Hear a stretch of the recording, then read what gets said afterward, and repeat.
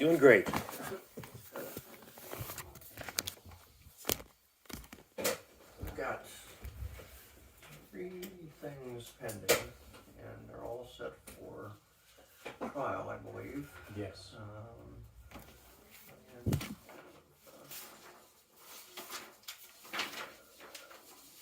April setting. I don't know, the state gets to decide what order they want to pursue these, so I don't know which one they're gonna go with first. Are we still going to make the first appearance in March with Judge Retch? We have March 16th with Judge Ratch, yes.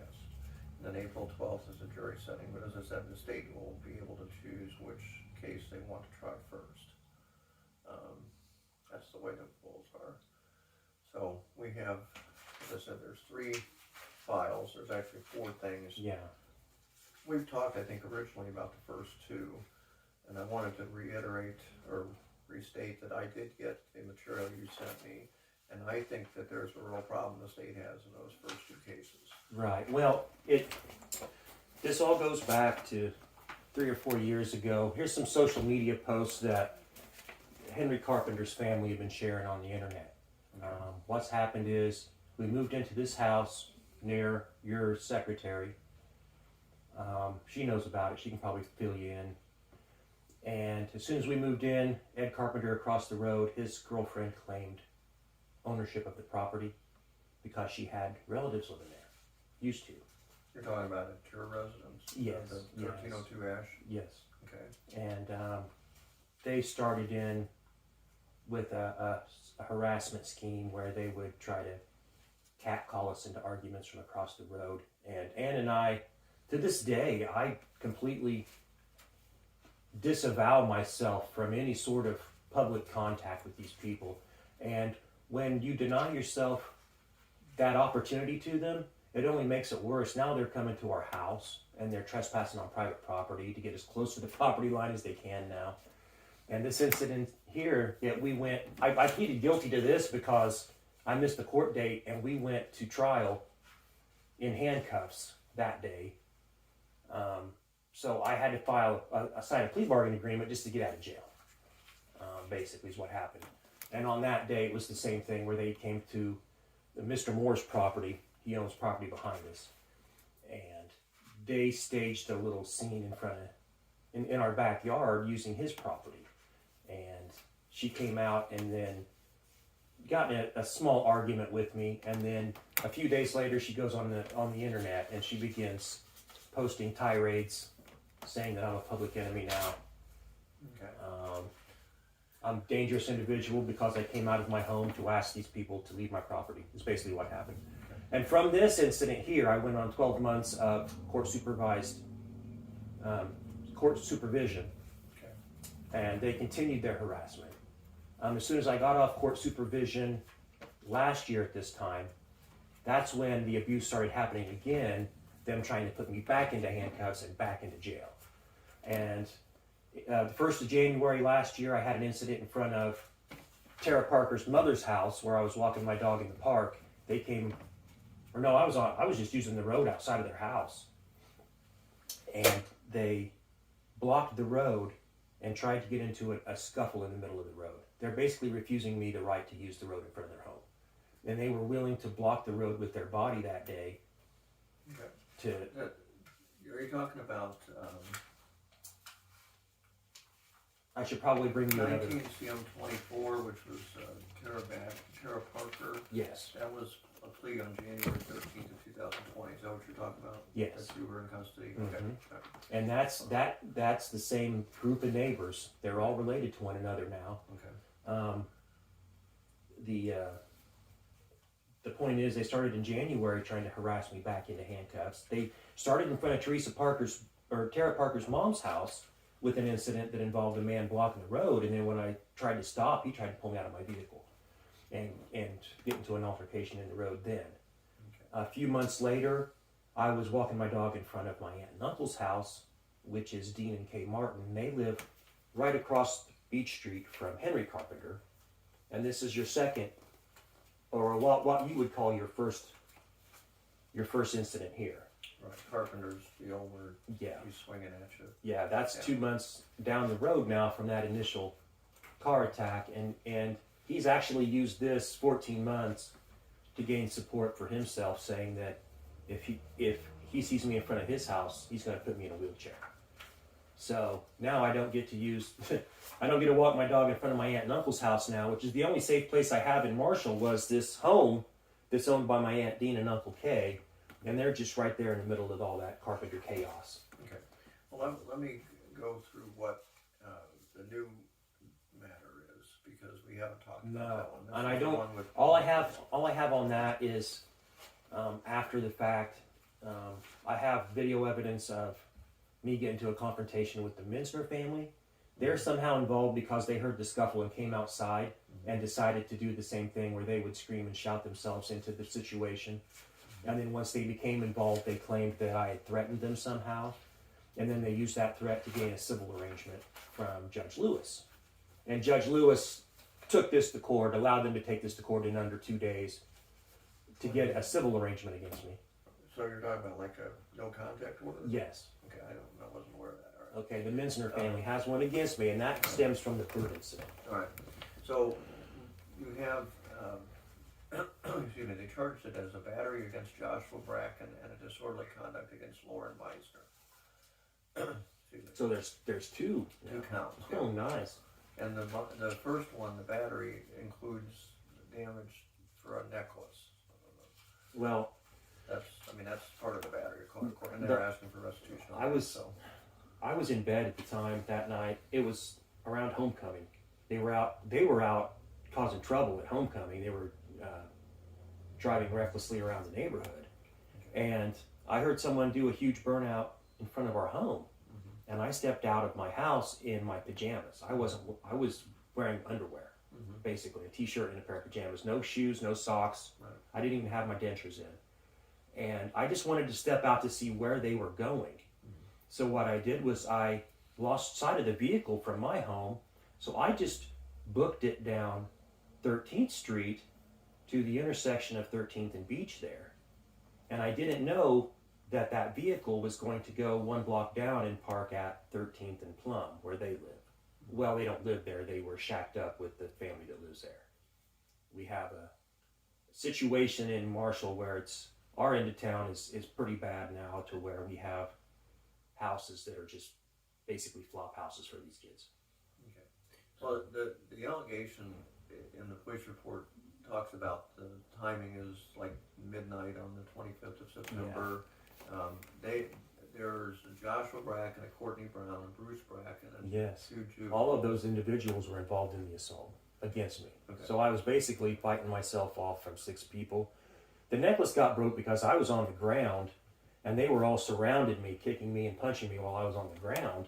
And I just tried to reach up to pull myself up off the ground, and I just grabbed whatever I could. I didn't have my glasses. I have to wear glasses, so Okay, so you were on the ground and they were standing around you, all of them? yes. Okay. Yeah. Getting back to how this first started, I got to Beach Street and they had parked at their residence at Plum, a block away, and I didn't know that's where they were going. And once they saw me, they jumped out of their vehicle and traveled from where they were at on Plum Street to the intersection there of Beach and 13th Street. And that's where the assault happened, was between a block away from my house and a block away from their house. They met me in the middle there. Okay. And it was on that, right at that intersection. Okay. And this confirms that you were in pajama bottoms. You know, there's yelling. They say you were yelling. I'm sure there's yelling on both I sides. just needed a visual confirmation of where the truck was going or where it was going to be parked at. That way, I could keep it in the back of my mind. You know, later on down the road, if I had an issue with these people, at least I knew I could connect the names with the residences. Okay.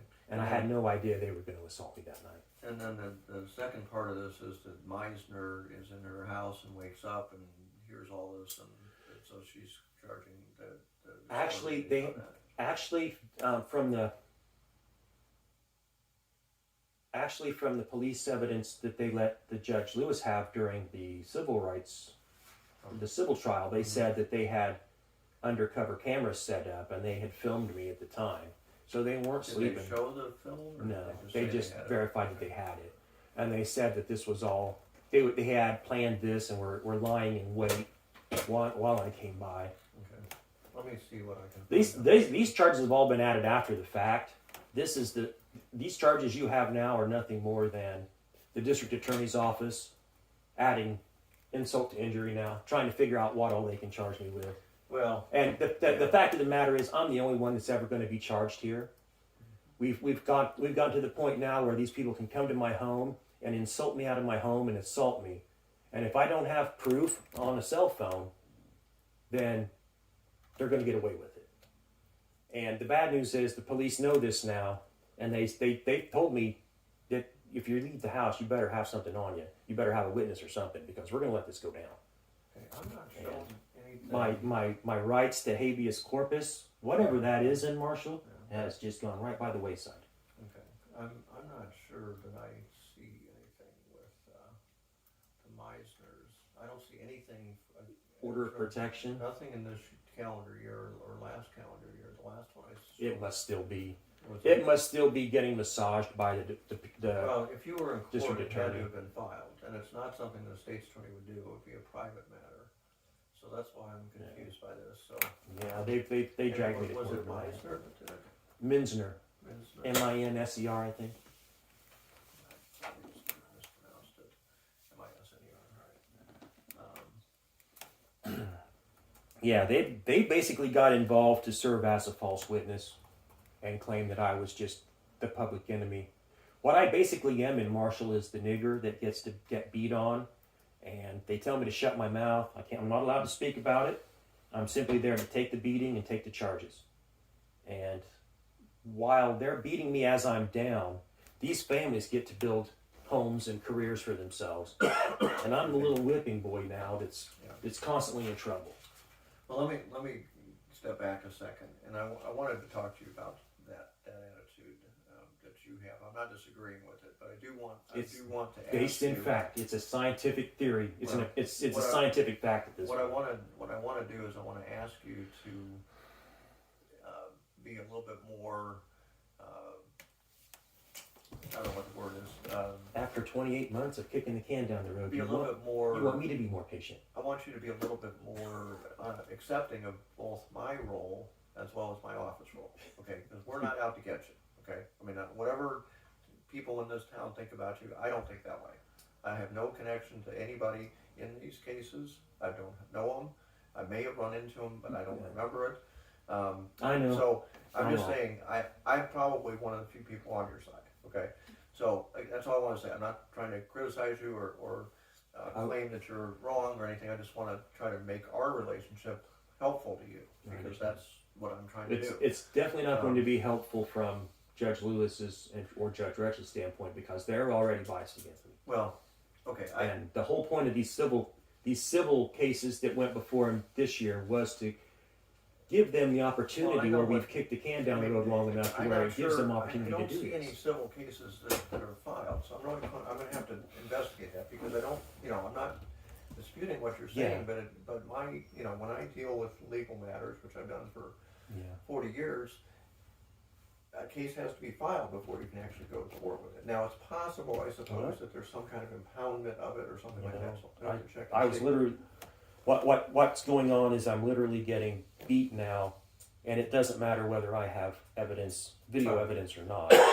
Excuse me. So let's go to the last case first. Yes, sure. Because I think that's probably the one they're going to try first. Okay, because I think that I talked to them about the Carpenter one, and he's swinging a stick at you on video. So I don't know what they're claiming and why they're claiming you were assaulting him. But I think that's going to be a problem for them. The one with the city building, where you're supposedly committing a trespass. It's the same guy. Well, it's different. It's the same Henry Carpenter. It happened at it began at his residence, at Henry Carpenter's residence. The city utility workers were at Henry Carpenter's house that day to do some private work off the clock for Henry. They were parking his driveway. You were at the city building, which is where they were. Yes, claiming that the original incident occurred at that same spot at 13th and Beach, where later on this assault happened. Well, And all I'm saying I stepped out in front of the road to see who was slandering me, and I was struck by this Todd Kuhn in his city truck.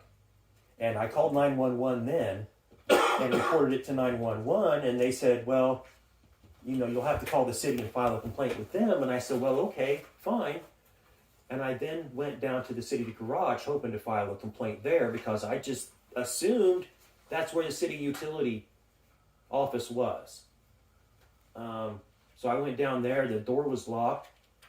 I saw people in the back. I just decided to wait until I saw someone pull up. Right. And then as soon as I did, Todd Kuhn starts his tirade on me, throws crap in my face. Right. That's the one I wanted to tell you that I saw the video of that. I have a better edited video where there's no I screaming don't in see person. any.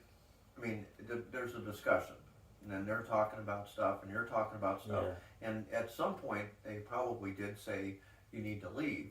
But it's like you're talking and then you leave. I mean, it's not like you're sitting there and then they come up and say, "Hey, you've been trespassing." So I basically all I could say to them was, "You hit me in the road. You hit me in the road." Right. And I couldn't get a word in edgewise because he literally did everything in the book to keep me from talking. He claimed that he was just a sewer worker, that he was just a lowly sewer worker, and I was harassing him. That case, if that was the only case we had, there wouldn't be much of a case. But they've got those two, and I think they're not likely to pursue those. The bad news is all these pancake charges they have, it paints me as a public enemy. And even in 2018, 2019, when this happened, these people instantly went on Facebook and claimed that I was a mass murderer, dangerous individual. Well, you might have some civil issues with that, but it's not really.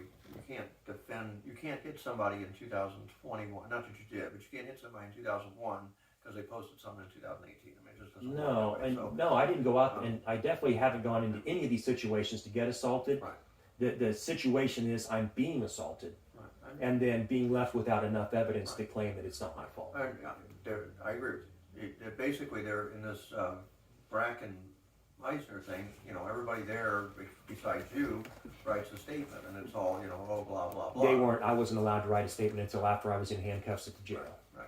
So I'm just saying that's exactly what you're saying. Yeah. They're saying things and you don't have any. And you can even see on the video. So what video do you have of this incident? I have the video where the sheriff's department and the city police show up at the Meisner house and begin taking statements from everyone. And what they do is they corral everyone in a mock trial situation But you don't have a video of anything that happened. No, not of the assault. No, like I said, I just stepped out of my house. No, I'm just asking. I wasn't even planning on getting into an assault. The only thing I had there to defend myself with was a bag of trash I picked up off the side of the road, and I was just swinging it around, trying to keep these 6 people off of me. Right. Okay. Because these 6 people are all living in that house at 13th and Plum, and they're living there with another family. And these individuals are just, they're piled into this area because there's a bit of a drug-induced dysfunction in the area. We have an individual who's moved in. His mother has a home across the street from these assailants. And that house has siblings that live down by Tara Parker and Teresa Parker where I live.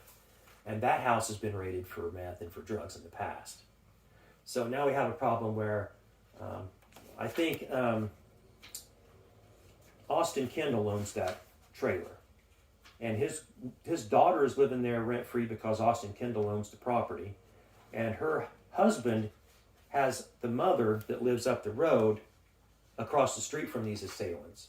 So what we're seeing is we have a lot of foot traffic that's going from this trailer up the road to 13th and Beach. Okay. And there's a lot of drug traffic going back and forth. Here's what I've got. I got Bracken, Joshua, and Bracken. Yeah. I also have those guys on video prior to this harassing my home and as well. Courtney Brown, all living at 1302 Plum. And I've got Meisner, Dustin, Peyton, Wendy, and Lauren, all living at 1209 in Cache. The disorderly conduct from the Misners happened. They were the ones that actually started the disorderly conduct. I didn't say a whole lot to them other than to defend myself. But as soon as they saw the predicament, they came out of their house and they started screaming and shouting at me. Right. And then they tried to get me into an argument as I was walking home. Right. And they claimed that I had threatened them, but what I had said to them that I had already been pulled over, or already been almost ran over by their daughter in the past. There's an incident, the first incident with Henry Carpenter, the Minsner daughter was involved in that, where she tried to run me over the same night Henry Carpenter tried to run me over in his vehicle. Okay, well, And probably should stay on the street. That would be. there's no sidewalk. No. And the sidewalk that I understand, but- they do have is so Of course, close the to other the thing is property you, that they you can can. be trespassing if you stay off the street, probably. So yeah, I should. It can't be considered trespassing because the No, city I'm owns saying- that property. Right, I understand. I'm just saying what you're thinking is I can't walk on the sidewalk because there's no sidewalk. I don't want to walk on the non-sidewalk part Yeah. of the road because that's Yeah. going to be considered trespass. So And I it's- walk in the road and they try to hit me. Okay. Another thing we can think of here is the city's just picking and choosing who they give these charges to because there's people who Well, walk down the road all the time. The police, You know. here's the way it works. The police write reports and the state brings Right. charges. The police can write a report, you know, they can say, okay, we saw somebody do something, okay? Yep. They can see 6 people do it and they can write the report about 1. Or they can write about all 6. It's really their discretion. The night I Then it was goes to the state, and the state can say, well, we've seen this report, we're not going to do anything. Or we've seen this report, we are going to do anything. So there's 2 levels, and yes, they in fact can decide that if Chris is involved, we can do it, and we're going to send it to the state, and the state brings it because they've got a history and of once doing it. again So that does happen, there's no question about once it. again I'm the only one that's getting charged in Right. all of these instances. Well, the only way to deal with this at this point is a trial. So the question that I'm going to ask the state, you know, tomorrow is, you know, which case are you bringing? Because they can't do all 3 of them at once. They can do one at a time. They can do one and the other than the other. So we can do 3 in 3 days or something. But you know, so I want to kind of know which one they're looking at. Okay. I suspect it's the last one based on what I told you, that I think Yeah. the first 2 were not such a big case for them. I think they have a little bit of a problem with those. Here's what the state does, okay? And this is, you know, I've known state's attorneys and several of them here. I know Kyle Many Hudson of- because I have stitches from him from when I was a kid. He's physically assaulted me as a child. Okay, I don't know anything about that, but what I'm saying is that my experience with state's attorneys all over the part of Illinois I've practiced, they are, you know, they file these cases. Now, there are times when they dismiss cases, no question about it. I'm not saying they don't. But when they get to a position where someone pushes back on them and says, I don't want to accept your plea, instead of dismissing, they may say, well, how about if we do something else? So, for example, if you're charged with domestic battery, they'll say, well, what if we just charge you with, you know, disorderly conduct rather than. So they try to get something as a conviction, right? Yes, so that's they the know way me they do things. personally though over there. They know who I am. You're right. This is not the normal, you know, I mean, I shouldn't say normal. It's definitely not. My civil rights has definitely been violated Well, from the time I was arrested all the way up to trial. Okay, I'm not sure about that, but the point I'm making is that I don't see them dismissing this. So I see it going to trial. Oh yeah. I don't see you accepting a plea, so I see it going to trial. So those things are fine. It's going to trial because the same people that are involved in these assaults are also the ones that are allowed Well, you know, access to the district attorney's office to parrot more charges okay, against me. but there was a police report that the state attorney got. They filed it based on the police report. Yeah. The police wrote the report based on the fact that they thought it was needed to be written. Right. They thought it was because of you. I don't know. I can't read their mind. That night that the they have third assault suspicions. happened, I called a second time and I asked for an officer to come back down because I forgot to file a report. And I said, can you send an officer down? He took reports from everybody but me. Right. Well, And so the lady said, okay. And when the officer came down that second time back to the house, that's when he arrested me. He said, I didn't want to come back here tonight, but since you made me come back here, I'm going to arrest you right here. which it's, one was that? Do you remember? Branson, Okay. Officer Branson. All right. Well, I don't know if that's, you know, I I got that on don't know video. why cops do those kind of things, but sometimes they do. Sometimes they leave because they want, you know, they don't want to file a report, and sometimes they, you know, feel that they have to come back. But in any That's event, why we're here. all I'm saying is that we're going to end up with a trial. Okay. So what I need from you, okay, is first of all, be in court when you're supposed to. Don't get arrested so that you have the same situation. Right. So be in court where you're supposed to. Be in contact with me, you know, so we can get ready for trial.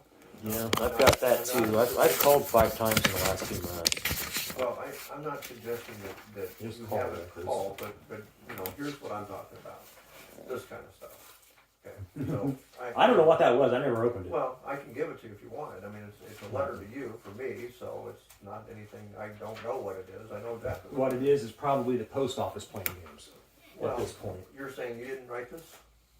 No, I wrote that. Okay. That's my fault. I was angry. Yeah, so all I'm saying is that, when I send you a letter, I need to have you look at it because it may say something's happened in the case. I need to talk to you about it right away. Right. Okay. But I have to protect myself here. And if you're going to send me damaged mail, I have to send it back. Oh, I'm sorry. You're saying it was damaged? It was damaged when I got it. Okay, that I didn't understand. So you're saying that, This was damaged. so this is what That's they- how I. oh, That's how I didn't know got that. it in the Okay, I mail. It apologize. came in I the didn't- bag. This is all I got. I wrote return to sender on the bag, and I sent it Okay. back. I got you here. All right. I didn't know your address. Well, thank you. I appreciate that. I did not know that they had damaged. No. Well, I don't know what happened on that. I apologize. I can give you a copy. Like of the I letter. said, Well, I mean, when this Carpenter family and the neighbors that they're friends with now, like I said, the Carpenters are friends with the people that live in Austin Kendall's trailer. And Austin Kendall's family has a house next door to these half a dozen kids that assaulted me. And they're all together because they're all buddies. They all do drugs together. We've had the trailer raided, Kendall's trailer raided in the past for drugs. There was an arrest made at that time.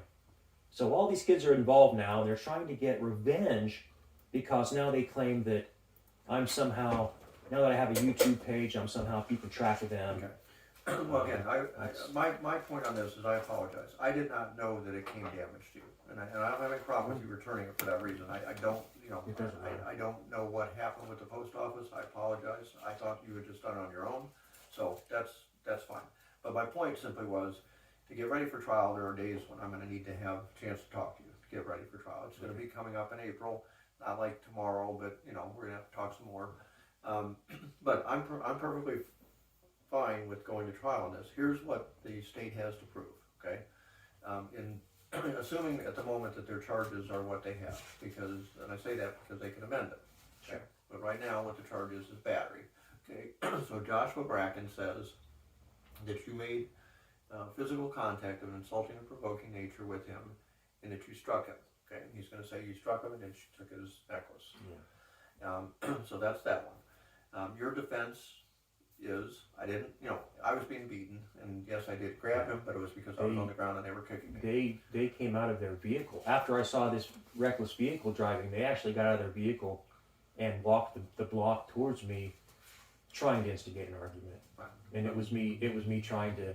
And that's going to be, they're going to say you said all kinds of stuff, and Yeah. that's what they're going to say. Basically, it was me trying to walk backwards to my home and not be involved in this. But since there was 6 people there, it was a situation where they knew they could beat me up and have me arrested and have their little fun times to where they can say, we got to arrest this guy now after we kicked his ass the same way Henry Carpenter got to do it. Yeah, well, I don't know what motivated these people. The second That's exactly charge, what motivated the them. second charge is disorderly conduct, in that you knowingly acted in a manner that was unreasonable as to alarm and disturb Lauren Meisner and provoke a breach of the peace. Okay, now I will tell you that the standard for disorderly conduct,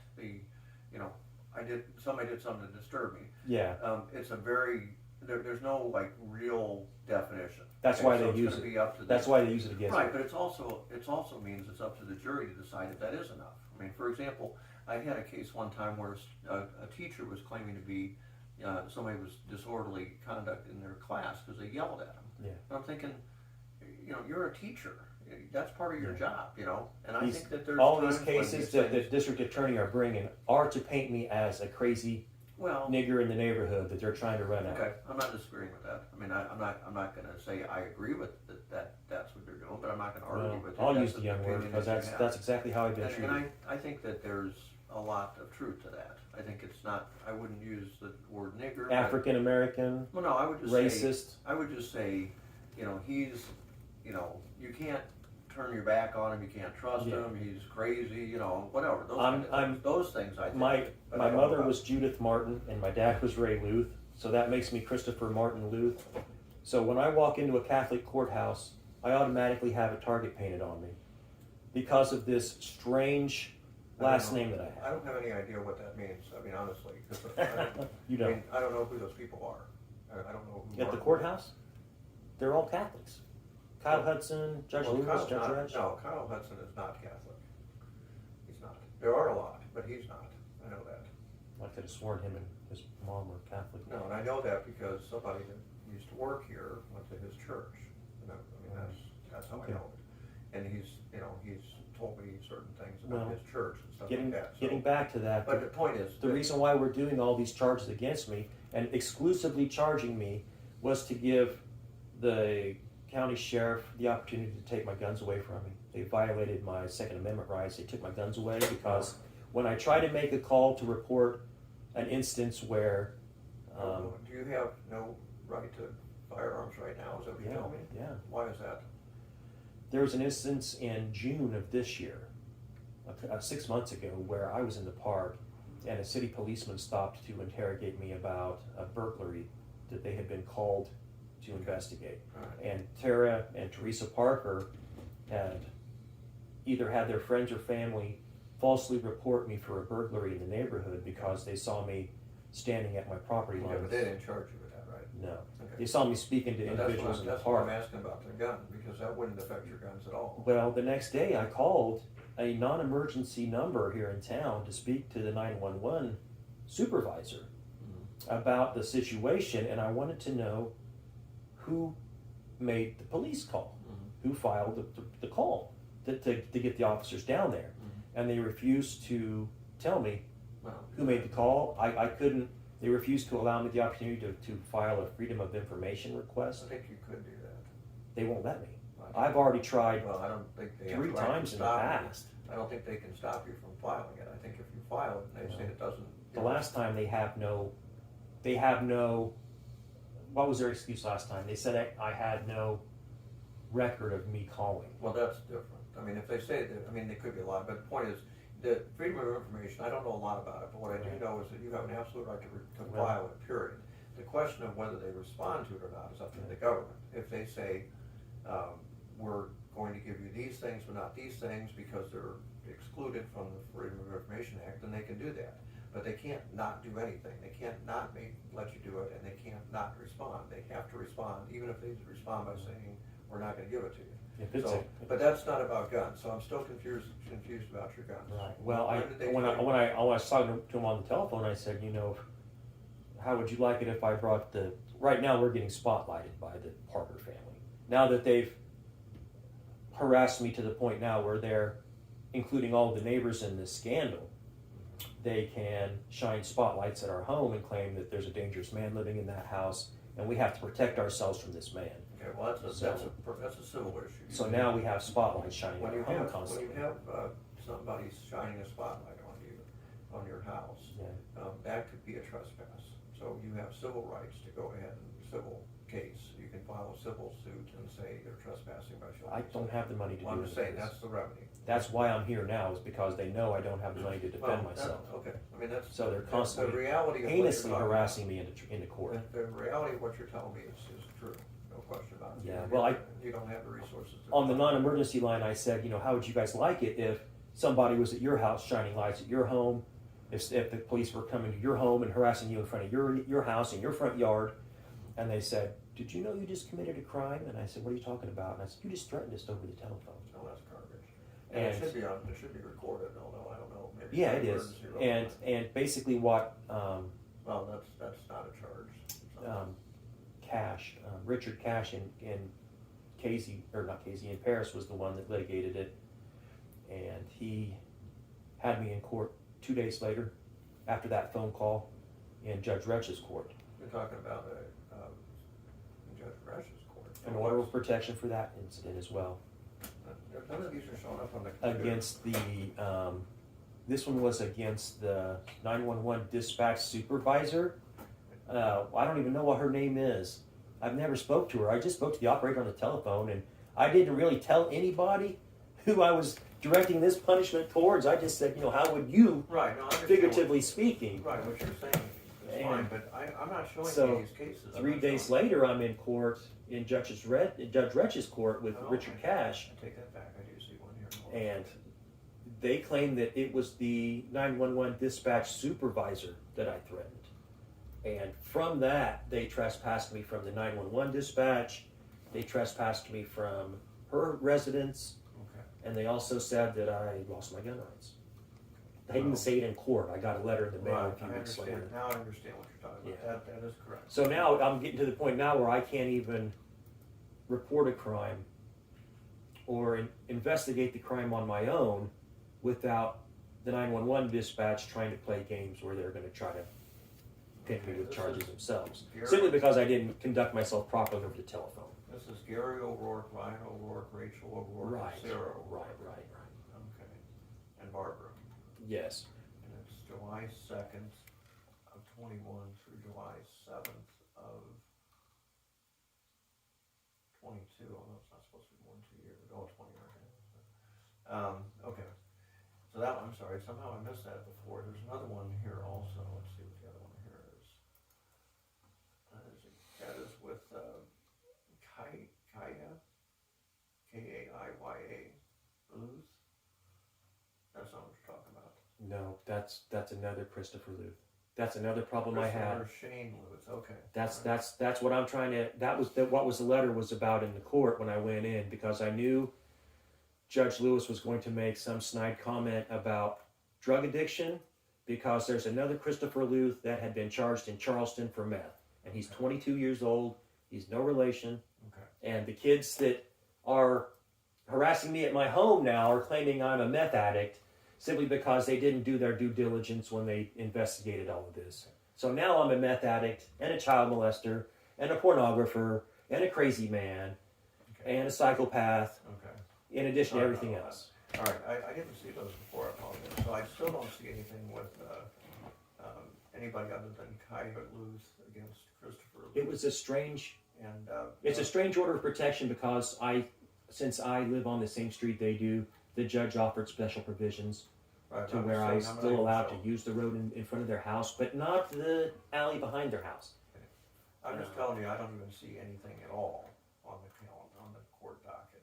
The case numbers, the only case number I show for 2021 against you is the one I just mentioned with O'Rourke. And there's another one in 21 that's the Christopher Shane Luth, which is not you.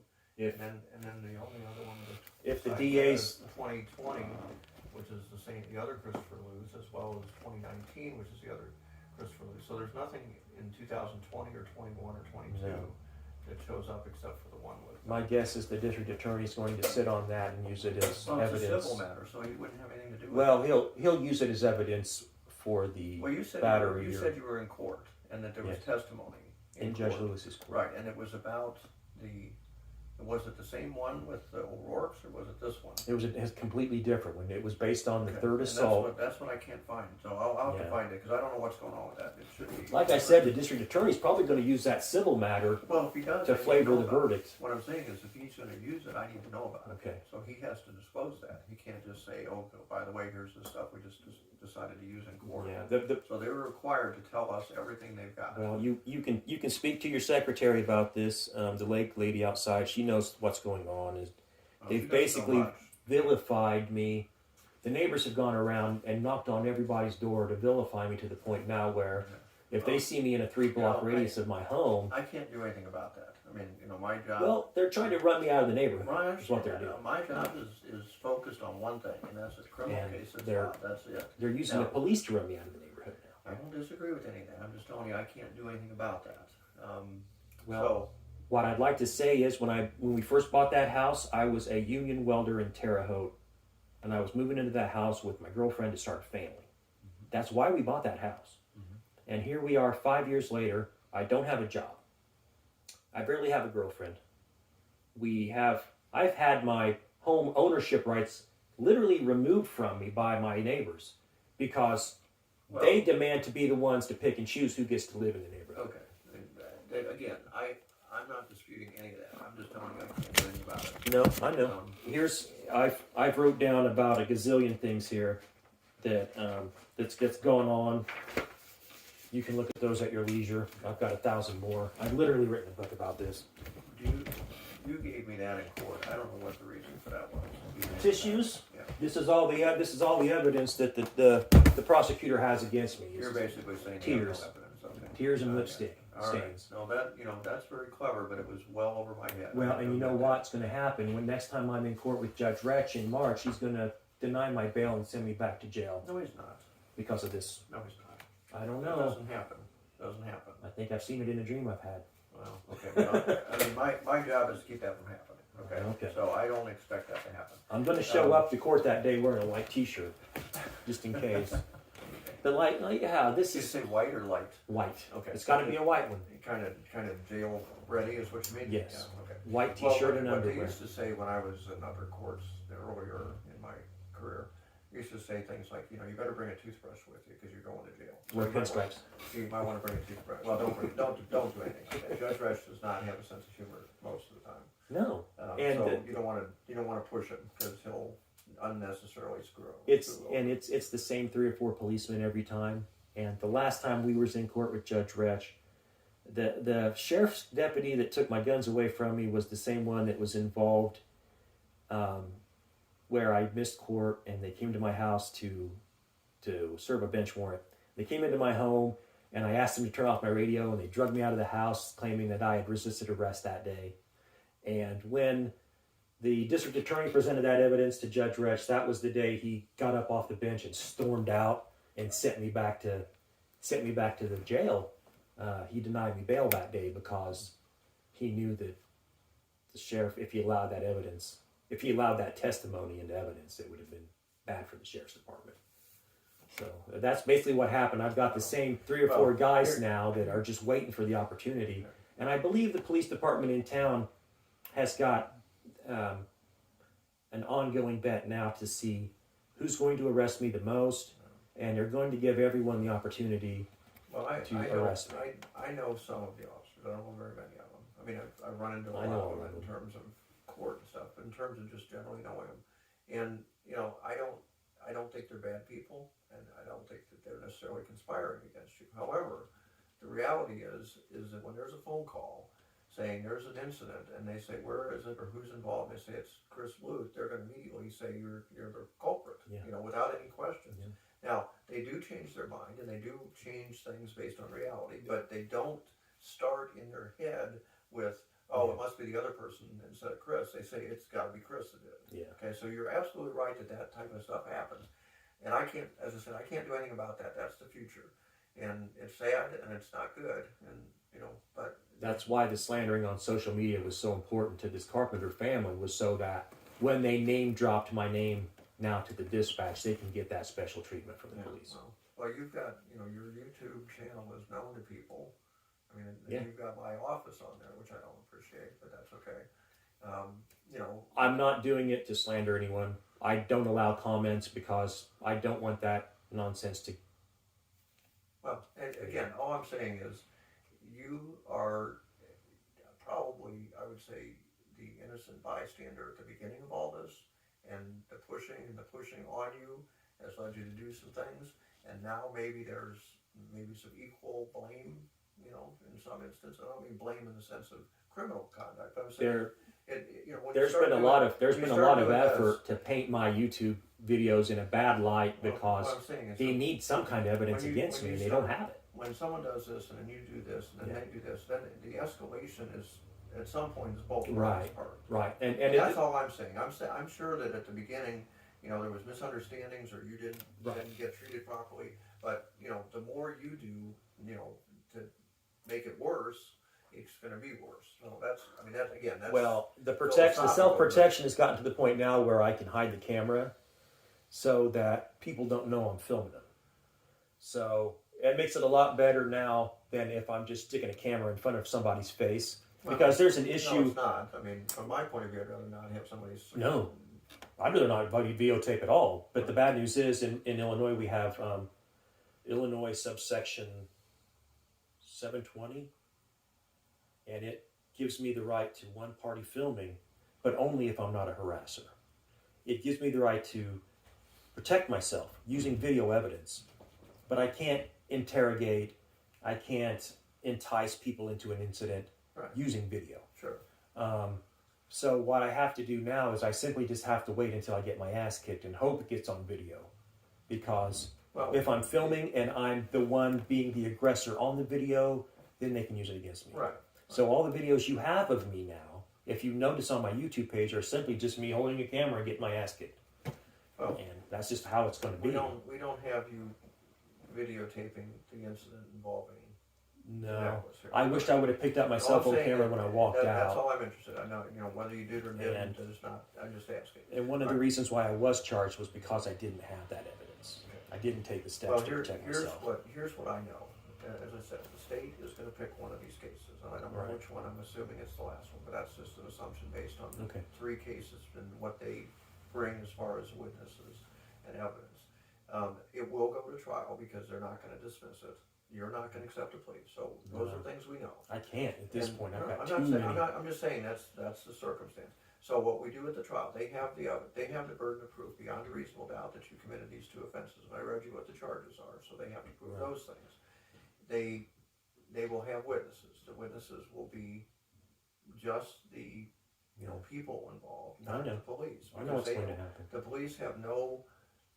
They're going to parade a half a dozen witnesses up there claiming that I'm a dangerous individual. Well, they're just going to claim that you hit them. But am I dangerous enough to warrant 6 people assaulting me? Well, of course. I mean, You know? the issue isn't that dangerous. Speaking of evidence, too, I also have photographic evidence at the jail. Did you ever get any of that? Of your condition, you mean? Injuries, yeah. I did not. Okay. No, I did not. Supposedly, they took pictures of the abrasions. This is all I have, a picture, and they're not very good, but those I don't think are you. I think that's the necklace and the shirt that was involved. No, that's not. Yeah. That was me on the ground trying to get up off the ground. Right. I just No, grabbed. I get that. It was dark and I couldn't see anything. I just grabbed whatever I could to try to give myself the advantage of getting up out of the abuse and the torture because I was on the ground at that point. Right, so what I was saying is that the state's witnesses, they don't have the police officers as witnesses. They'll probably be witnesses, but they're not witnesses to what happened. They didn't see anything. They're They got there witnesses to afterwards. the interrogation of the Minsner family and all that. But they can't, I've the got all police that. officer that comes into court is not allowed to testify as follows. He's not allowed to say, Misner told me that Luth did this. They Yeah. can't do that, that's hearsay, okay? Yeah. So they can't really be very strong witnesses for the state. It was So it's all gonna be the. it was a really horrible situation. I have it on video and there on the DVD you can see there's a link to my YouTube page and you'd have to hunt for it, but it's in there. What they do is they took all these individuals and they get them away in a private area and they interrogate them there.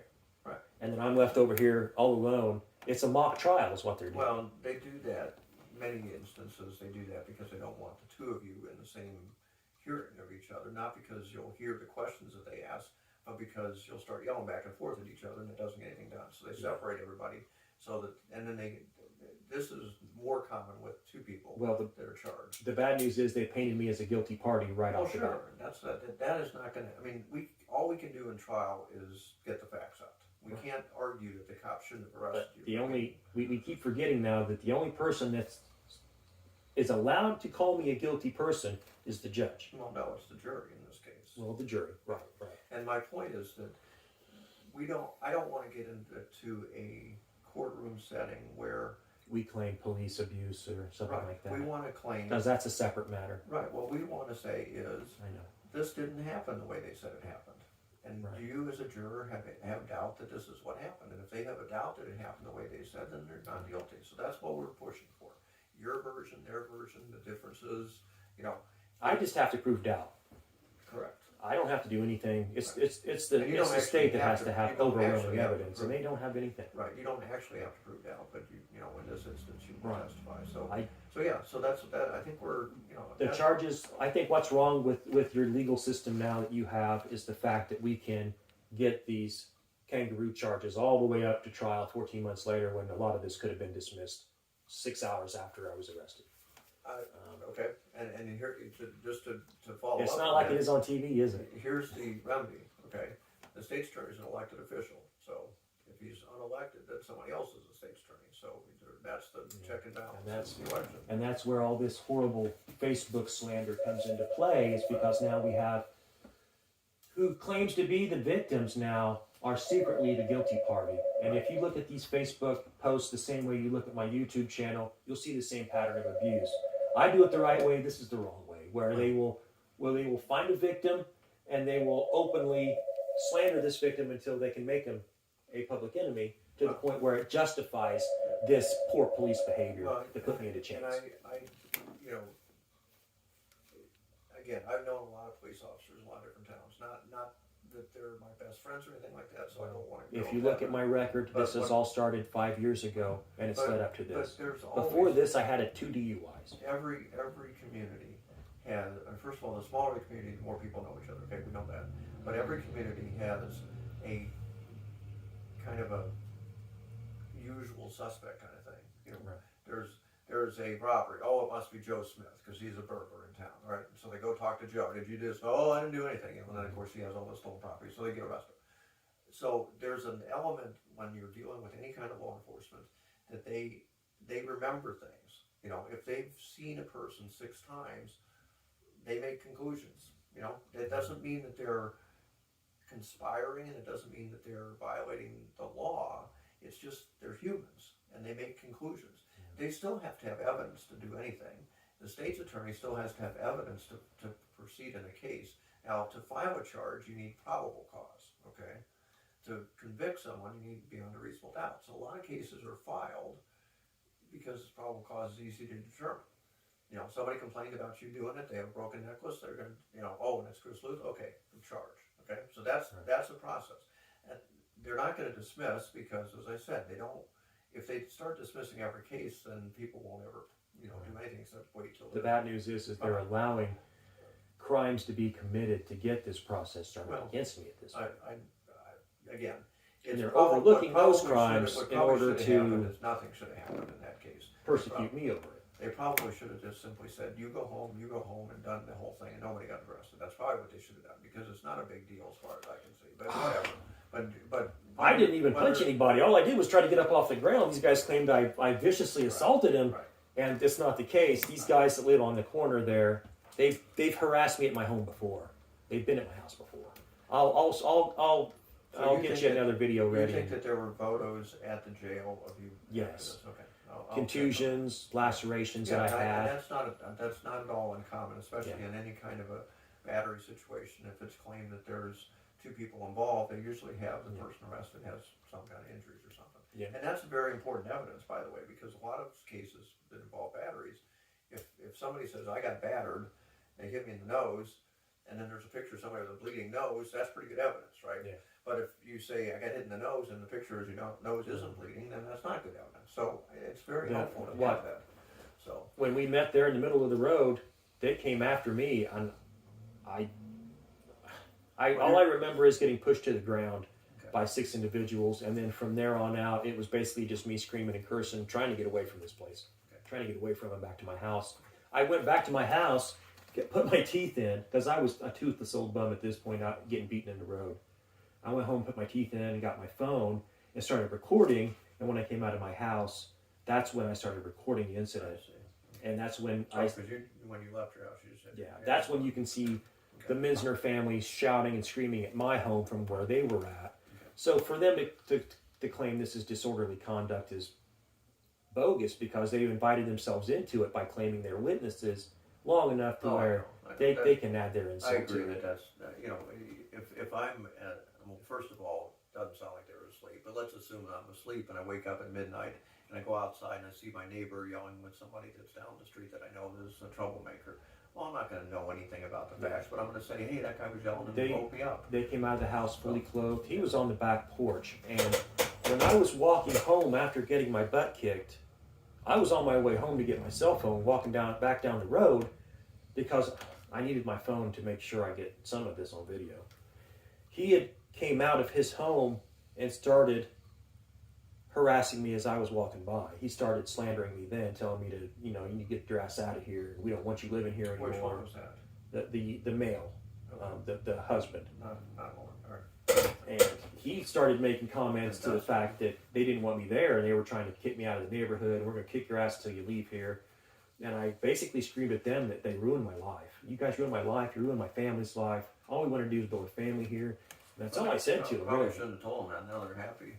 Probably, it doesn't matter. They inherited family property, and they have since moved out of that home onto property they inherited from a dead relative.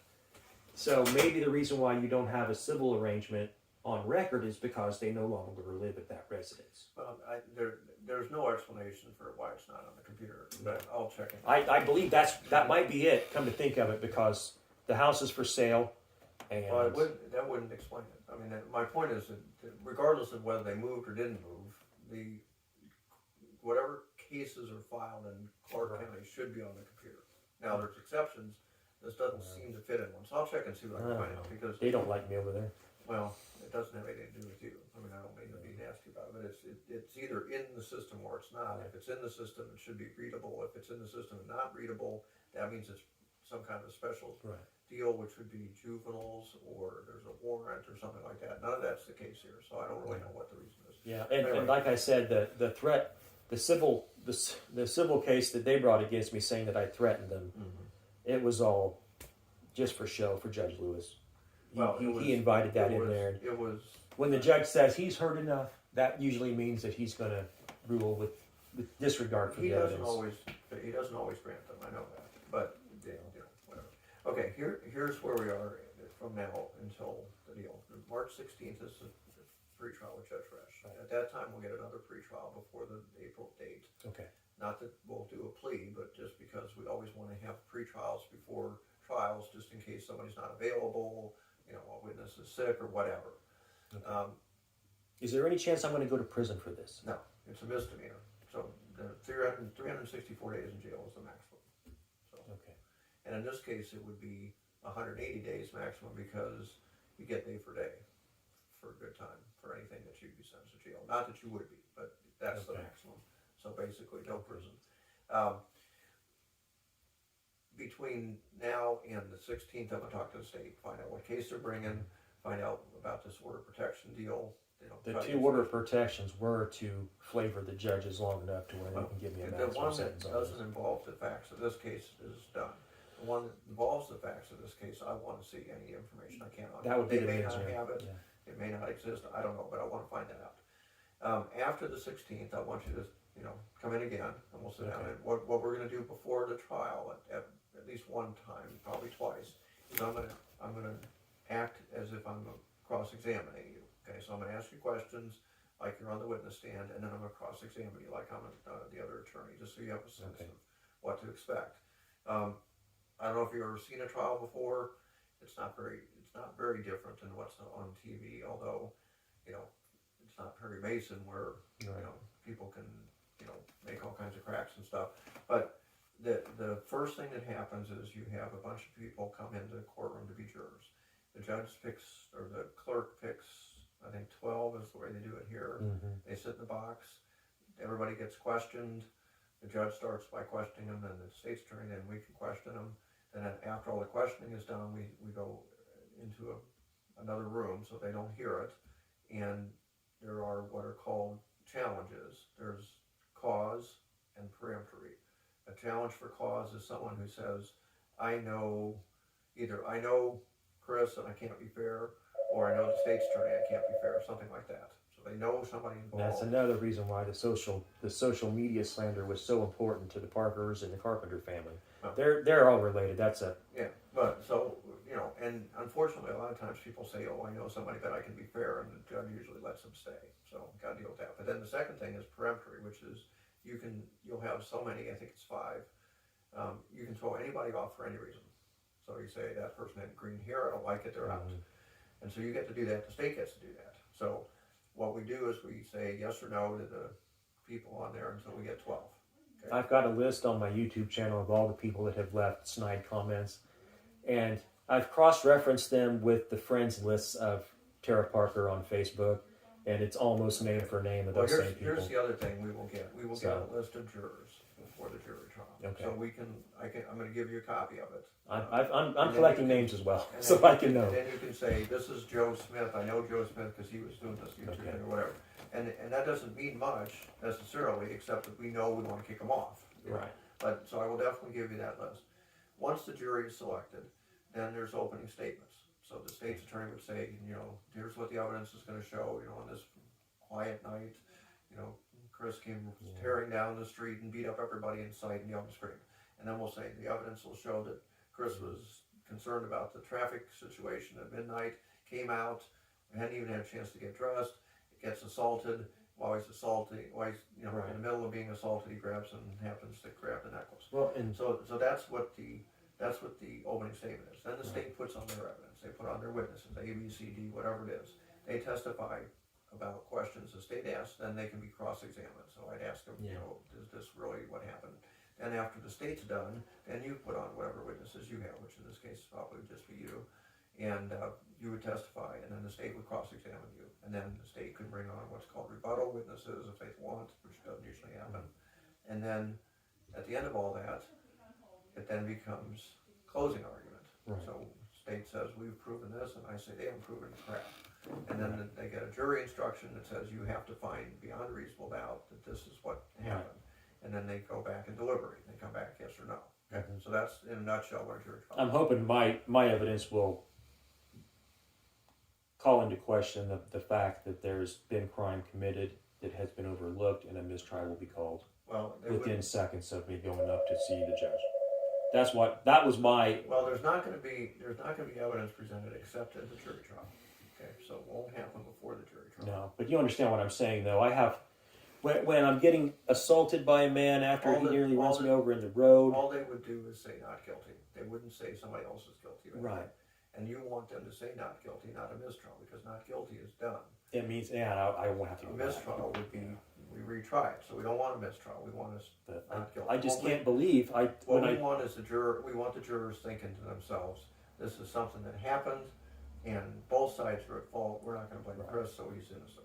And that's exactly all three of these instances are the same thing. Is that there's I'm not the one at fault here. It's some other guy, and he's enticing me or dragging me into some kind of a fight where he can then call his friends at the police department and they can arrest me and add insult to injury. Jurors don't have to look at it the way we look at it. That's the problem. So they can say guilty, okay, but they can. I don't think. Well, that's a travesty of justice then, if they can overlook crimes to get a guilty plea. It would be a Class A misdemeanor or a Class C misdemeanor. So it's not it's not anything other than a misdemeanor. Then the judge would most likely have a pre-sentence investigation report where probation would put a package together that's all your history, and then we'd argue for a sentence, and we'd argue for no whatever, and the state would argue, and the judge would give it to us. So that's the process. And then as far as how many cases they try, one scenario is you go to trial and found not guilty, then the next thing they're saying, okay, we're going to bring this other one to trial too because they want to try to get a conviction. I doubt that. They're not that vindictive. They have better things to spend their time on than being vindictive. So what they would do is, I think they're going to. It looks like they're spending quite a lot of time on me. No, not really. Not compared to the other cases I have. I've got child molesters, I've got murderers, I've got a lot of stuff. So this is something that it's a misdemeanor, so they have a different threshold. That's the problem I have now, that I'm forced to live at a higher standard than everybody else now because I live right next to a city park, and they're using that city park as an excuse to call me a child molester now. So when I start filming people with my phone in defense, they'll just say, "Well, why are you filming me, child molester?" And they're trying to get that on the video to where if I post that on my YouTube page, it makes me look like a bad guy. People have what they think are clever ways to do things, and I don't get them sometimes. But if somebody doesn't like you, they'll do anything they can to make that known to people. So it's at the point now where I have to film as soon as I leave my house because the park next door is a staging ground, and the police have allowed people to come to the park to use the park as a neutral zone to attack my home. And we actually have had Mr. McKillop come down a few times and say, we can't do anything, and we're actually going to run you out of the park instead if you cause a problem. Do you have any kind of security camera at your house or anything like that? I can't. Why? It's so close to a city park that it'll just make it worse. The people will see these cameras and they'll think that child molester's out here filming us. First of all, a lot of those cameras you can't see. The newer ones are pretty small, and you can. I'm not suggesting you do it. I just was asking because that's another issue with the subsection 720. You have to. You might want to take a look at that. It's pretty. Well, okay. Blows my mind, but one of the caveats of that subsection of the law is that I'm not allowed to film into other people's properties. I'm only allowed to film my property. If I'm caught filming inside of somebody's windows, if my camera violates interior of someone's house, that's against the law. Right, but I can tell you right now, people have security cameras. Another issue I have is that this law also provides protection for people who are victims of like bathroom filmings, where they sneak into a bathroom or a tanning bed or a changing room. And I'm worried that the city park is going to be used as that same level of personal space. I'm not gonna. You understand what I'm saying? Yeah, I'm not gonna give you any advice on that. Because it could very well be a public bathroom to some of my neighbors. Well, if you get my drift. Yeah, but I don't think that the statute does not apply to outdoor bathrooms. It only applies to Well, outdoor bathrooms. I'm worried that it's going to be used You're against me. being smart. I don't have a public problem with that. I was just suggesting, or people have. I know that people have security cameras all the time. They beat me down to the point now where I just can't afford any of all this. Okay, well, you know. I thought that might help you, but okay. So let's leave it for that now. I will explore and try to find out what's going on. I would like to get a transcript, for example, of any testimony at that order of protection hearing. Because if you said that they testified, I want to have that transcript because that might be why it's not on record now. It's probably because the district attorney is still using it to don't have build a anything to case do with against it. me. I'm just telling you, they don't have anything to do with civil cases. They do not have anything to do with it. No. Now they may know it exists, but they haven't Yeah. told me it exists. Number one, number two, they have nothing to do with it. The clerk is the one that puts things on the computer. Judge Lewis made a mention that day for that order of protection while we were in court that he helped groom the witnesses to provide testimony against me that day. He made a slip up and said that. I don't believe that that's. But the Minsners had come up to the courthouse and were assisted in the testimony they were going to give against me by the people that worked at the courthouse, whether that was the district attorney's office or whether that was Judge Lewis and his private chambers. I don't think it was either of those, actually. I think it was the clerk's office, because the only person that talks to anybody before court is the clerk's office. Well, I don't think they're, now, I know that orders of protection are different than any other civil matter because there are advocates that are allowed to participate. I don't know whether there was any advocate involved or not, but I don't believe that it was the judge, and I don't believe it was. I know it wasn't the state's attorney. There was no lawyer on their behalf. An advocate is a non-lawyer. That's the point. Yeah. So there wasn't anybody but just the husband and the wife there. If there was a court case and if there was testimony, there will be a record of it somewhere, and I'm going to say I want to get that. So I'm going to investigate that issue. I'm going to talk to the state about which case they're bringing. And just basically tell them, we don't want this to go to trial because it's just neighbors, and it's going to encourage them to keep coming after you. Well, and they're allowing my civil rights to be violated to justify a criminal prosecution against me. They're allowing these people to openly. What they're basically doing is picking one of the two people involved and saying one's criminal, one isn't. And in fact, it's the other way around. Like I said, it's a mock trial on the side of the road where they interrogate the witnesses, and then they get to pull their pants up and shine their badge and say, "I'm the judge now. You're going to jail. You're free to go home." Fair enough. You know what I mean? They have to do that. That's what cops do in the middle of the night on the street. That's true. Cops. But the state's the one. The police take information. They collect the evidence. They present it to the district attorney. Right. The district attorney files warrants with the judge. The judge then takes those warrants and issues them to the individuals. They become arrested that way. Did you actually get a warrant on this? No. They came and saw you. They just came to my house and said that they were upset that I called them back to the home to file a police report. To me, that's unprofessional. But I mean, it's not illegal. Well, I think it's unprofessional. I was secretly recording it at the time. I recorded that arrest, and I just came up with some crocodile tears at the time. I can't believe you arrested me. And then I went to the jail and bailed out. So I know the drill. The arresting officer that night, I had called to my house twice before with incidents against the Parker family where they had placed a strobe light, shining a strobe light at our home. And that was the first time I spoke to Officer Branson. And he came and spoke to me for 5 seconds and then went and chit-chatted with the Parkers and the Moore family for 20 minutes. And they were all out that day drinking. It was in the middle of the daytime. They were smoking and drinking. And just for fun, they put a strobe light in their garage that were shining at the back of our home. shining the strobe light. So that was my first instance with him. He got the strobe light shut off, but instead of the strobe light for the harassment now, they moved that light over to Teresa Parker's residence now, where she's got a big light display in front of her home now, because, well, I'll get even with you for doing that. Now, here's what I'm going to do to get against you now. So now we have all this big light display in front of her home to shine on us, and she gets away with it now because it's on her personal property. One of the problems that this is a common problem in human society. If you live near people and you don't get along with them, it makes it really nasty for everybody.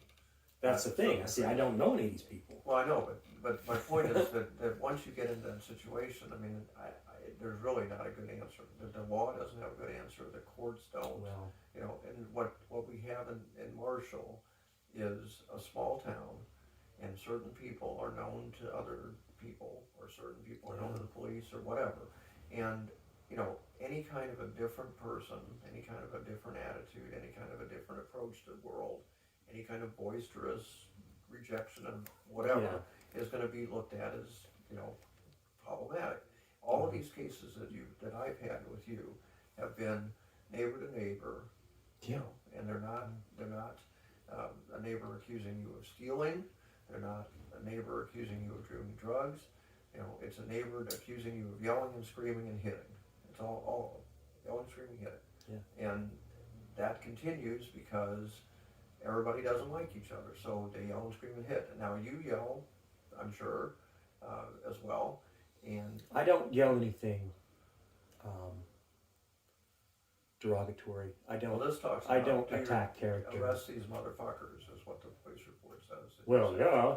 So That's what I'm obvious, saying, but right, that's what I'm not. saying is- What I'm saying is, I'm not slandering someone's right, character. all I'm saying is that there's not a yell, yell, yell, nothing.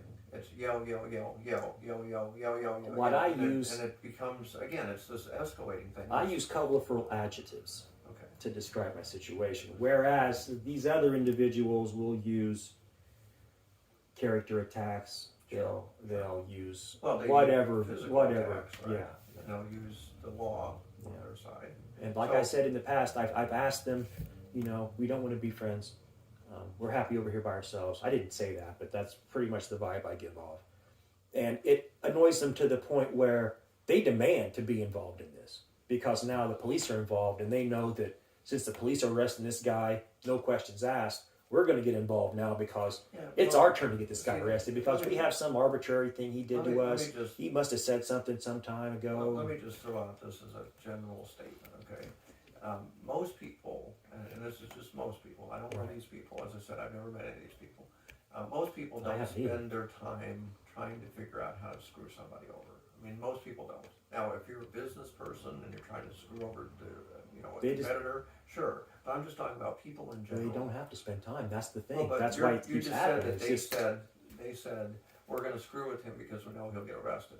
People don't think that way very often. Now, what they do is they get themselves into whatever state of mind they're in. Either it's that they're tired or upset or on alcohol or on Drugs. legal drugs or illegal drugs, whatever it is. And because of that state of their mind, they don't act properly, and so they do confront. And by confronting, they think they have they think the police have their back. At that so time they'll of confront night, you, and then when the police get there, they'll say he did it, and then they'll say, well, we know for at that time of night, they should have done a toxicology on whoever was driving the vehicle, because at midnight, when you have 6 people piled into a pickup truck driving around the neighborhood just to cause trouble, because now that I'm painted as the bad guy, everybody's so mad I'm still in the neighborhood and not in jail that they're acting out in front of my home, and they're using their vehicles to act out. I'm not even sure they're necessarily doing that, but you're Oh, I know they are, because they've come to my house in the past. Okay, whatever they're doing is getting you to respond. Yeah. And that's probably what they want. Poking the bear is what it's called. Exactly. Yeah. And the bear is the one that's going to get shot. Yeah. Right. So that's on you a little bit. It's not great and it's not what you want in the world and all that, but you have to recognize it. I do have a couple of videos of those individuals at the park trying to instigate me into an argument prior to this assault, maybe 2 or 3 weeks before that. And how this all started with those individuals was because there was a vehicle that was parked at the park late at night. And I recorded this individual casing open garages in the neighborhood to steal things out of the garages while people slept. This guy is one of the friends to the harassers in this argument here. And he ended up, I posted it online just to have, I don't have a lot of room on my cell phone to keep all these videos. So what I have to do is I have to find a third party to where I can upload all this gigabytes worth of information to sort of take some of the load off of my personal life.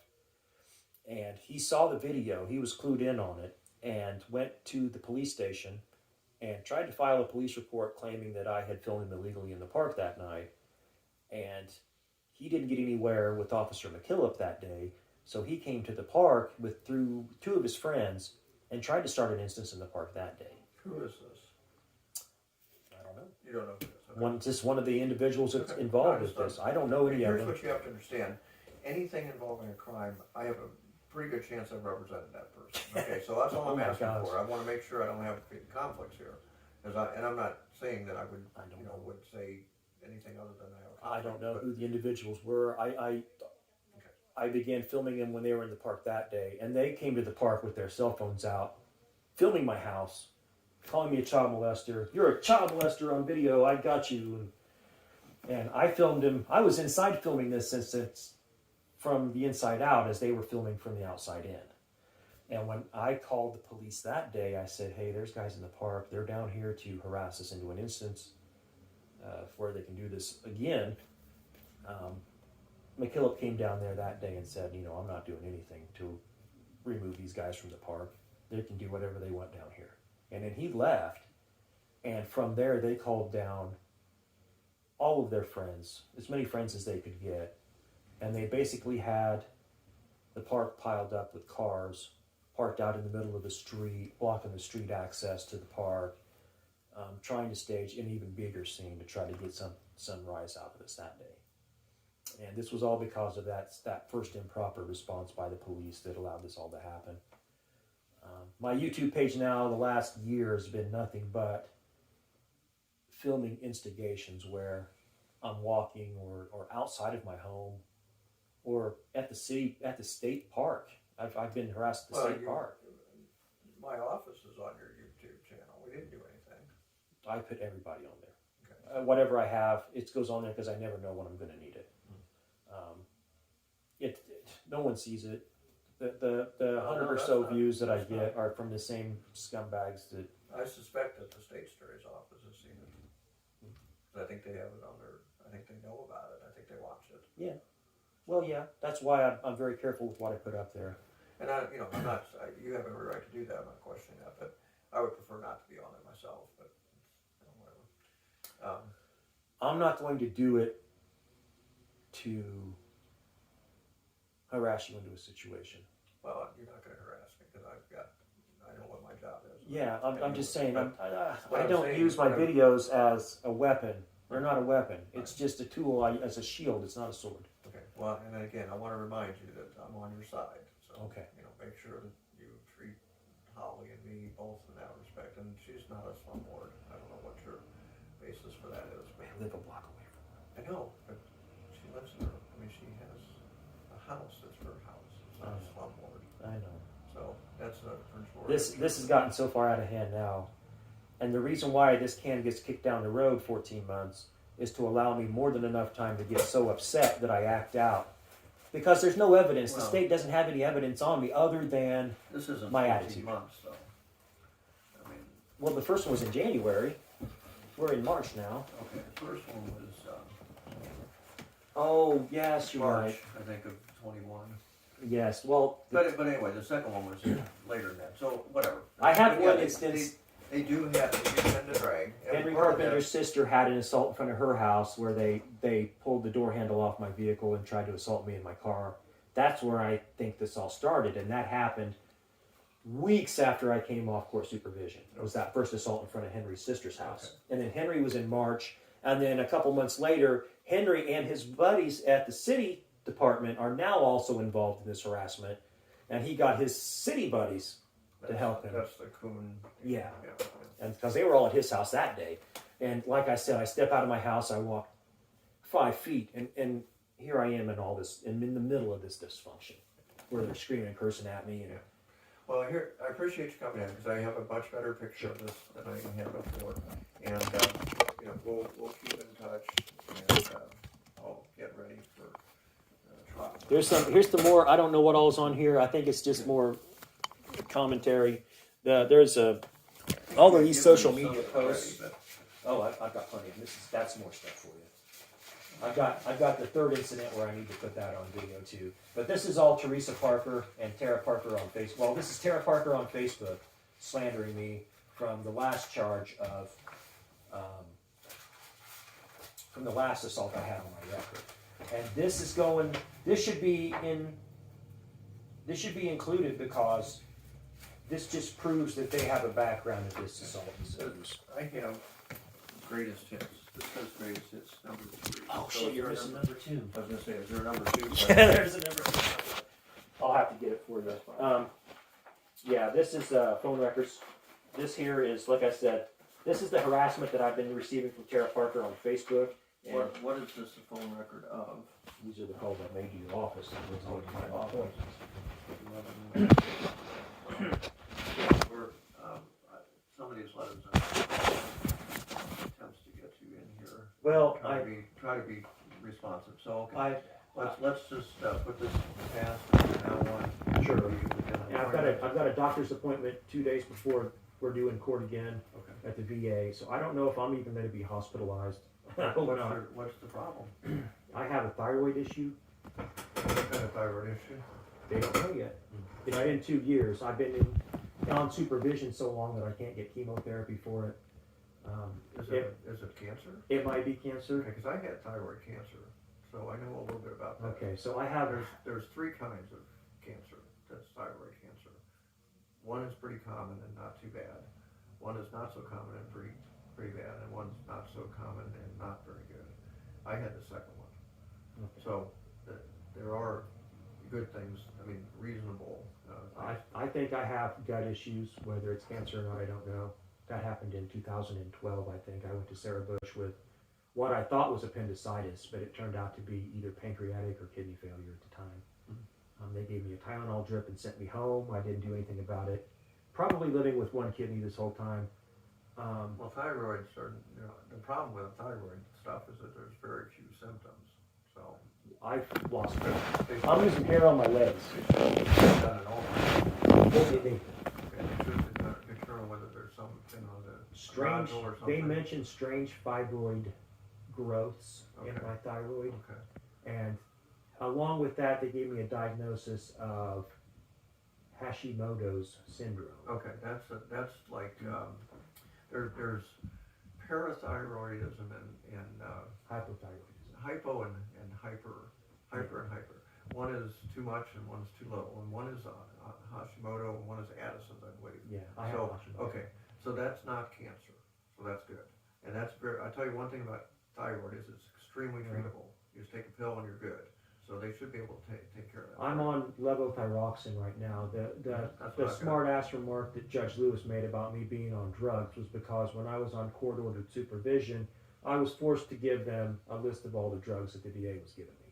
Wow. And the reason why I went to the VA for my HRC component of that was because I didn't want to share my medical information with Judge Lewis because I knew he was going to use it against me. I don't think he did that at all based on that. He but said whatever. he said, "Have you take your medication Right. today?" And the Right. medication I'm taking is for my. Right, I think he was being flippant.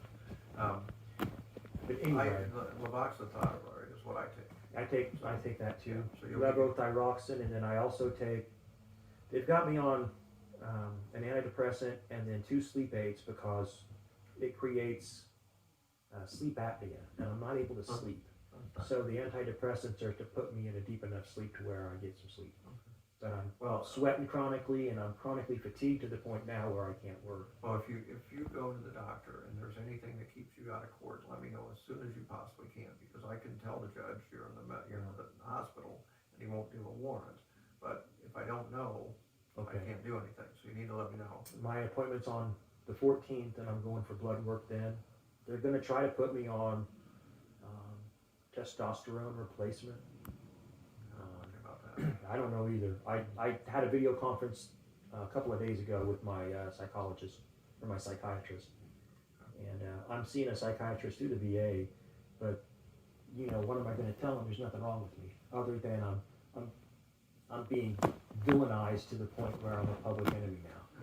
And it's just like a broken record. At this point now, I'm not being treated for clinical depression. I'm being treated for PTSD now because of this instances where I'm harassed and harangued into court by my nasty neighbors using their friends in the police force.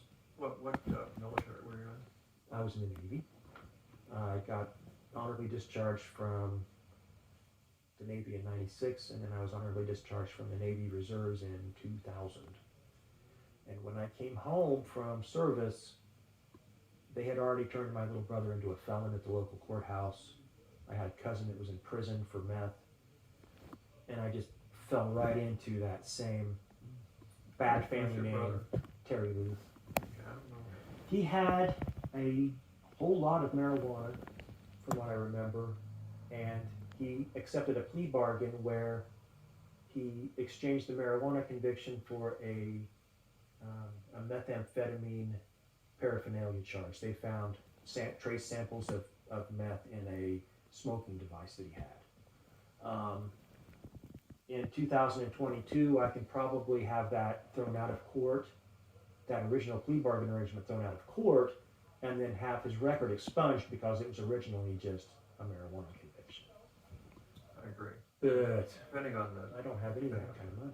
well, first of all, I was just talking to somebody about. But we've been about self-medicating marijuana. our depression since we were little kids, because we've got lazy eyes and we're bad teeth. Anyone who has a cannabis conviction that's eligible for expungement is gonna automatically be expunged, but it's gonna take time, they're just running through them.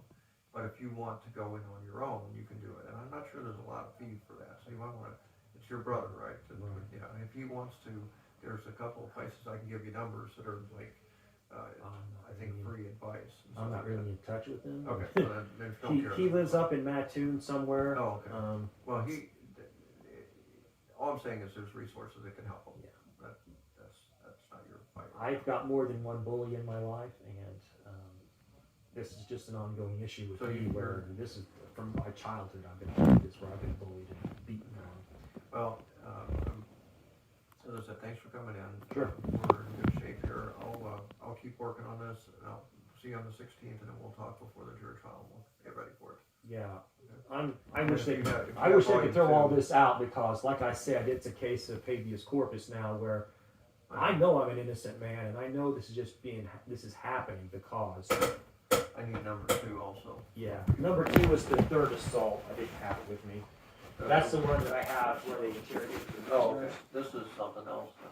Okay. Yes, this is all the Facebook harassment from the. No, this is Yes, something else. this is the same stuff that's on the printout. Oh, this is on there? Okay. Yes, there's also another video on there from, I think from the last time I was in here, or when I spoke to you on the telephone. None of that went on my YouTube page. But that's just privately between us. You're saying you taped me, and it's on here? No, I taped your secretary. Oh, when you walked in here? Yeah, it's I'm basically sorry. what it is the denials. All the females do the same thing. Your secretary, the female that works at the district attorney's office, the females at the dispatch, because I have this high-pitched voice, they all claim that I'm homosexual.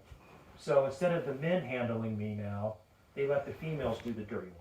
Well, first of So all, I'm instantly kicked out of the front door as soon as I walk in. They say, "Oh, well, you're harassing me." I don't Yeah. give, Yeah, I don't it's give all- assignments to my secretaries, whether somebody may or may not be gay. I went to school with her daughter. Her daughter's Corey Lake, No, or her niece, or no.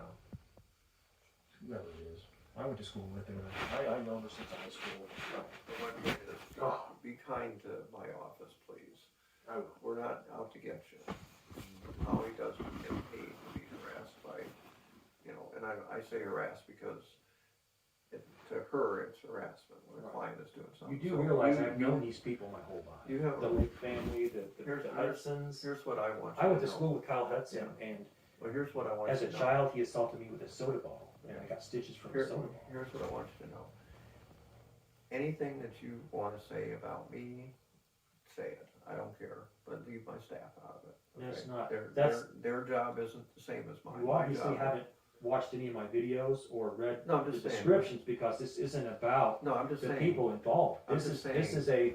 a hypothetical, From theoretical argument that I make Okay. using a video. What I'm saying is that I believe that clients have the right to treat me however they want. Okay, I mean that's the two-way. It's not a two-way street. I can't treat you like crap because that's not appropriate. But if you want to treat me like crap, that's your decision. The whole point of the video is But not all I'm to saying find is victims to I'm on abuse your with my side. cell phone. I'm on your side, and Holly working for me is on your side. So the better relationship you have, the better. I understand. So that's all I'm asking. I understand. And like I said, Keep me out of it. the whole evidence with my cell phone is not to find victims to abuse with my cell Okay. phone. Okay. It's to present an But argument. people don't always see things the same way you do, and they see video on YouTube, and they They're simply not on the same level as I am. Well, because my YouTube videos are to present a legal argument. okay. But a I'm just civil saying, legal argument. I'm just saying that sometimes people don't react the way you may think they will, and so that's a consequence. But all I'm saying, I'm is not going to use them to representing- attack your character. I'm not going to use them to paint you in a bad light, or I'm not going to use them to slander you with my friends, because I don't really have any friends on YouTube. Most of my subscribers are simply members of the neighborhood that Here's what. are only subscribed to hate watch Just my so videos. you know, the letter that was sent that got returned was the offer in this case. I need to. It was 2 years supervision. Right, 2 years to do this. I'd have to be on probation with the courthouse. Actually, this letter is not that. This is the letter, you had given me this, and I really didn't understand it. I'll look at it again, but I didn't understand it. So, and then I talked about the Kleenex box, I didn't understand that. And I asked you to set up an appointment that I was see you in person. And That basically is a foretelling of the future. I knew Judge Lewis was going to sign me for the drugs. all I'm saying is, So I had that ready for him before I showed up in if you want court. a copy of this letter, I can give it to you. If you don't, then I won't. But, Does that include probation at the sheriff's office, at the courthouse? well, this doesn't have anything to do with the offer. This is, I was incorrect. The offer letter was sent at a different time. This letter that they intercepted, or whatever they did with it, Sure. was about the stuff you'd give me in court. On November 10th, I sent you a letter that said in exchange for a plea, in this case, it'd be 24 months probation, not associated person directed by probation in writing, 60 days in jail with good time rules, stayed, so in other words, you don't serve it, unless you mess up on probation, get a counseling assessment, undergo treatment, no contact with Joshua Brackenmore and Meisner, the residents. See, these are all the And people then that need to be on Pay a trial. fine, costs, and probation, and then after that, they gave me a restitution figure. And then previously, we had the other cases that are also the same kind of conditional discharge, fines, and costs. So that, as long as you got that letter, then I don't need to give you. Yeah, I already a had copy. that one. That's I've fine. already got Yeah, that that one. was in November. So I was just saying, my job is to give you the offer. You must have guys resent accept that it. letter. No, the second one I sent is one I was talking about, that talked about the material you had given me, that I wasn't sure what it was. Oh, yeah, that letter. Right. It was just explaining the situation we were in. I knew we were going to have a substitute district attorney that day. So I was hoping that he would take that and Yeah, do the right thing, but I guess he wouldn't. well, you He didn't do that. you really don't give those things to the state. You give them to me. What? And then the state, if I think it's appropriate, I'll give it to them or at least talk to them, but I don't want you giving stuff to the state. I know what the judge is doing is they're trying to paint me like a mental handicap that I don't have. The Well, state's never presented any evidence Let me tell you what, against my mental. first of all, I don't think Judge Lewis has any interest in this case. In other words, if it's Well, he's dismissed or done not, now. he doesn't have any interest. But He's done now. what he does have an interest in is his courtroom, and he wants it running exactly like he wants it running. And when something different happens, he doesn't like it, okay? Yeah. So what you did was different. And he responded probably inappropriately by asking about your meds. But he did, he was doing it because of what happened in court that day, not because of you in the past. He would never have said that if you had just come up to the bench and said, we need a trial, and we get a trial date. He never would have said anything to you. It was only because of the actions you did with the Kleenex. He didn't like that. So that's his, I mean, he's the judge, he gets to run his courtroom. Yeah. You know, so. What it basically boils down to is I'm told to shut my mouth from the time I'm arrested up until the time I'm convicted. Well, And I'm not allowed to present any evidence to Well, defend myself with. well, no, you don't present it as anything except a trial. I mean, you know. I'm not even allowed to present my case to the arresting officer Well, at the that's, scene of the crime. that's up to the officer. I'm told to shut up and go home. Yeah. We're getting your arrest ready here. Right. We've already got some witnesses here. We're gonna get them together and No, I don't disagree with all that, but I'm just saying that the police have a right to not talk to you if they don't want to, and that's their choice. you say police, but it's Officer Branson, Officer McKillop, and Officer Dudley. Okay. And it's always been those three people Okay. all the I time. mean, marshals, so they have so many officers, and that's who you get. That's who I get. Well, I think And it's whoever's on duty, but, you know, whatever. You know, you're not gonna get the chief necessarily, you're not gonna get a detective like Hager, you're gonna get a line officer, and they don't have that many. I mean, they only have a handful of them. It's not a huge community. Well, Yeager lives a block up the road too, and he knows what's going on as well. And he doesn't get involved simply because it would be in my favor if he wasn't. Well, he's a pretty good guy, from what I can tell. He's one that I know pretty well. But anyway, so His son and my girlfriend play in the city band together. Okay. And up until all this happened, I was a nice guy with a reputation in this community, and this has all been an attempt to ruin my reputation and to turn me into a laughingstock, into the next public idiot, village idiot. And I can't tell you that I have any. I've never heard that. I can tell you that. I've never heard that. yeah, I mean, this is every day for me. It's what I have to live with every day. Yeah, and I'm sorry that that's going on, but we'll try to. It's at the point now where, you know, these people are allowed to openly harass me into an assault because they're guaranteed an arrest by a policeman that's done the same thing in the past against me. So, All we can do is stand up and say we'll take a trial. So, thank you. I'll try to do better on my YouTube page. I mean, gosh, at this point, you know, when I'm the only one that's getting charged exclusively, then there's a big issue here. Just remember, we're here to help. All right, always take your calls. Where were you at when I was getting assaulted on the side of the road? Question. I was somewhere else. Thankfully, I wasn't around. Yeah, see, that's the neighborhood we have to live in. Well, My aunt and Uncle Martin live directly across the road from the man that had openly assaulted me, tried to run me over in the road, beat me with a stick. And they're in the middle of this too, you know. And like my girlfriend, Oh, I'm they're never sorry involved for in it. that. Somehow, miraculously, they never get questioned or nothing. it's not okay.